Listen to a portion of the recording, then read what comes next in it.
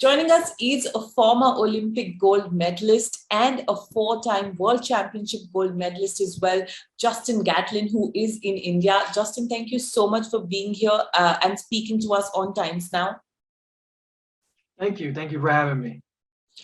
Justin, starting off, how are you liking your retired life now, from competing to be the fastest man on the planet to going the slow and steady life away? How has that been for you?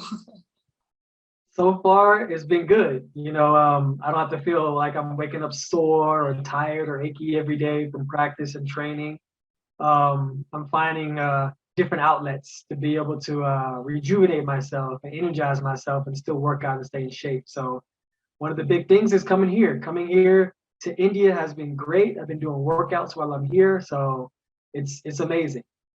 And talking about India and the track and field talent that we have, obviously it's immense, and the recognition towards it is also constantly progressing. Our maiden gold medal in athletics at the Tokyo Olympics obviously played a huge role in it. But what would your advice be to the young and upcoming talents in India that are looking to represent the country and also make a career out of track and field? Inspiration is going to be key. Winning that first gold medal for India is going to inspire all young athletes to believe that they can do it. They come from similar backgrounds, so they know that there's a door that they can walk through, and that not only a professional career as an athlete is possible, but also becoming a champion is possible. So I challenge all the young athletes out there: look and see what your fellow countryman has done, and try to replicate it. Try to make your country proud of you, because your country will embrace you. And do you think a lot of focus and emphasis needs to be on the grassroots level for talent to be scouted and then to be nurtured or to become Olympic champions in future, perhaps?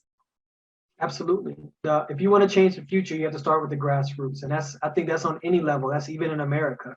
If you want to see something different, you have to change the minds of the young athletes to realize that they're not just young athletes. They can have a business mindset. They can be able to breed their own brand. They can be able to sustain success not only for themselves, but for their whole team and for their whole country. And another aspect of being an athlete at the top level, obviously, is dealing with other issues as well. You've had your struggles in the past, you've dealt with them, you've made a solid comeback after that. Would you say that there needs to be a sort of awareness also for athletes, whether it's doping issues or other issues as well? There needs to be some sort of awareness that needs to be created for the young athletes to have a better sense of decision making? Absolutely. I think that it's as older athletes and retired athletes, it's our duty and obligation to be able to help the young athletes steer away from pitfalls, the mistakes that we've made in the past, so they can be better athletes and be able to represent us and be proud.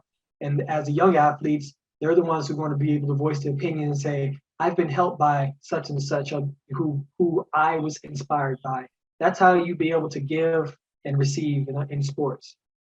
And Justin, have you been keeping track of the track and field athletes that are there currently? Who is your favorite? Who do you see as an Olympic champion, not just from America or overall? If you've been noticing 2 or 3 players, can you tell us about them? It's right now, to be honest, it's difficult to pick one athlete. Why? Because it's so much changing of the guards now. Like, it wasn't a Usain or a Justin or a Sanya or a Carmelita Jetta or an Allison. Like, now you have athletes who are starting to blossom, starting to find themselves. I think that's the beautiful thing about sports is it's always a cycle. So now we're starting over again, and now we are looking for the next superstars that are going to come out. So I want everyone to pay attention, slow down, and let these athletes grow into the successful athletes they can be. And I guarantee you that they'll surprise you at the next Olympics, the World Championships, and so on in the future. And just you, Yohan Blake and Usain Bolt are like the Federer, Nadal, and Djokovic trio of track and field. Do you miss that rivalry? Do you miss everything that used to come along with it? Or you are now content with whatever you've been able to achieve in your stellar career? Both. I'm a true competitor at heart. I love competing. I love going out there and pushing myself to the limits and also competing against other people who are big competitors like Usain. But at the same time, we fought for so many years, you know, year in, year out, race here, race across the world. And I truly believe, you know, it's time for us to be able to sit back and enjoy the success of our careers and be able to watch the next ones come up.